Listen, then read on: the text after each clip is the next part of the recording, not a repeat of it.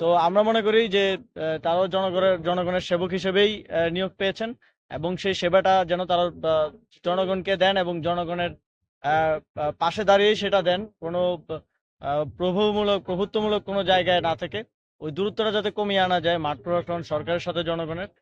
সেটার জন্য আমরা আরো সামনে পলিসি লেভেলে কাজ করব।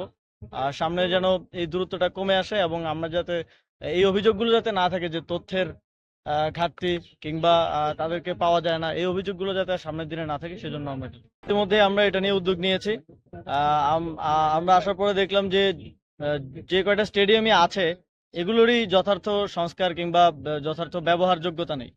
তো সে জায়গা থেকে আমাদের প্রাথমিক লক্ষ্য হচ্ছে এগুলোকে সংস্কারের মাধ্যমে ব্যবহারযোগ্য করে তোলা। অলরেডি বিসিবি আমাদেরকে একটা তালিকা দিয়েছে সারা দেশের 9টা স্টেডিয়াম ইন্টারন্যাশনাল পর্যায়ের, যেগুলো কখনো কখনো ইন্টারন্যাশনাল খেলা হতো। কয়েকটা আছে যে 26 বছর আগে একবার ইন্টারন্যাশনাল খেলা হয়েছে, তারপর আর ব্যবহারযোগ্যতা নেই। তো সেগুলোকে সংস্কারের মাধ্যমে প্রথমে ব্যবহারযোগ্য করা।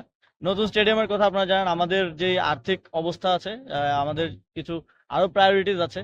তো সেই জায়গা থেকে আমরা নতুন কিছু তৈরি করার আগে আমাদের যে বর্তমান এক্সিস্টিং যেগুলো আছে সেগুলোকে উপযুক্ত করে গড়ে তুলবো। এবং একই সাথে বাফুফেকেও আমরা নির্দেশনা দিয়েছি যে আপনারাও একটা তালিকা দেন যে ফুটবল স্টেডিয়াম কোনগুলোকে আমরা আবার রিভাইভ করতে পারি, খেলার উপযুক্ত করতে পারি।